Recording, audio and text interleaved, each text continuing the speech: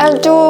level ရောက်ပြီဆိုတာနဲ့ဆက်စီခြင်းနဲ့စာအုပ်လေးတွေရှိပါတယ်မကြခင်အလုံးဝရောက်တဲ့အကြောင်းသားတွေရောဗောနော် N2 ရောက်နေတဲ့အကြောင်းသားတွေအတွက် reading တွေကိုဖြည့်လို့ရှိရင်အကြောင်းသားတွေအခက်ခဲရှိရတွေ့ရတယ်ဗောနော်အဲ့လိုမျိုးမဖြစ်အောင်ဆိုတော့အခုကတည်းကနေပြီးတော့ဗောနော်စာအုပ်လေးတွေဖတ်တဲ့ဟာကိုဒီနေ့မှာအကောင်းဆုံးစာအုပ်ပြမြပေးခြင်းပါတယ်ဘို့တော့ကတော့အကောင်းဆုံးပဲ N2 သမားတွေအတွက်အစဉ်ပြေပြေဖတ်လို့ရမယ်စာအုပ်ကိုစုဒီနေ့မှာမိတ်ဆက်ပေးပါမယ်ဒီစာအုပ်တွေတောင်းမှုလုံးကတော့စာရေးဆရာတယောက်ထဲကနေရေးတာဖြစ်ပါတယ် Strange Picture ကတော့ဒီဟာစုကဂျပန်လိုမဟုတ်ဘဲနဲ့အဲ့လို version ကိုထားပါတော့ design ကြိုက်လို့ဆိုတော့ Strange Picture ဆိုတဲ့အတိုင်း Hana A ပေါ့နော်ဂျပန်လိုဘာသာပြင်မယ်ဆိုလို့ရှိရင်တော့ဒီရုပ်ပုံကားချက်တွေကိုကြည့်ပြီးတော့ဘာတွေက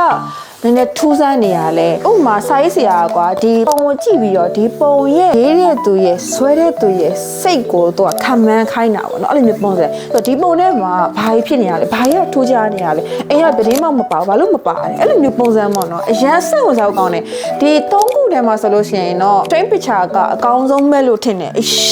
အရန်မိုက်တယ်ပေါ့နော်နောက်တစ်ခုကကြတော့Hana A ဒါတော့ manga version ကိုစုဝေထားဖြစ်ပါတယ်ဒီ Hana A ဆိုလို့ရှိရင်ဥပမာကွာဒီအိမ်ရဲ့အိမ်တအိမ်ရဲ့ဒီလိုမျိုးဖွဲ့စည်းပုံကြည့်ပြီးတော့ engineering ဘာသာဆို major ရွေးလူတော့သိမှာပေါ့နော်ဆိုတော့ဒီရဲ့အိမ်ကဘယ်လိုမျိုးဖြစ်နေရလဲ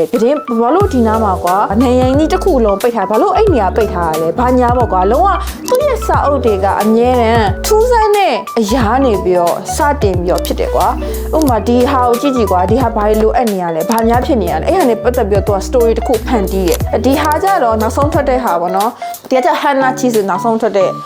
fashion မှာအဲ့ဒါကကြတော့သူမြေပုံမနော်အေးယာမြေပုံဘယ်ရောက်သွားလဲအဲ့ဒါမျိုးမြေပုံဆိုတော့ဒီမြေပုံကဘာလို့ဆွဲထားရလဲဘာလို့အရင်ကလူကြီးတွေကဘာလို့ဒီမြေပုံဆွဲခဲ့တာလဲအဲ့လိုမျိုးအကြောင်းအရာနဲ့ပတ်သက်ပြီးတော့တော်တော်ကြီးကိုစိတ်ဝင်စားဖို့ကောင်းတဲ့ဇလံပေါ့နော်ဒီမှာစာတို့တဲ့ချိန်တော့ဖတ်ပါဟုတ်နောက်တစ်ခုကစာရေးဆရာရဲ့စကားလုံးတွေကကွာအရင်ကြီးရဲ့ရှေဝေးရေပြောမနေဘူးဘယ်လိုမျိုးကြီးကွာအရင်သွေးဝေပြီးတော့စကားလုံးတွေလှလှပပစီစဉ်တာအဲ့လောက်ကြီးမရှိဘူးကွာဆိုတော့ဂျပန်စာလေးလာနေတဲ့သူအဖို့တော်တော်ကြီးကိုစိတ်ဝင်စားဖို့ကောင်းမဲ့အရာတွေထင်တယ်နောက်တစ်ခုစာ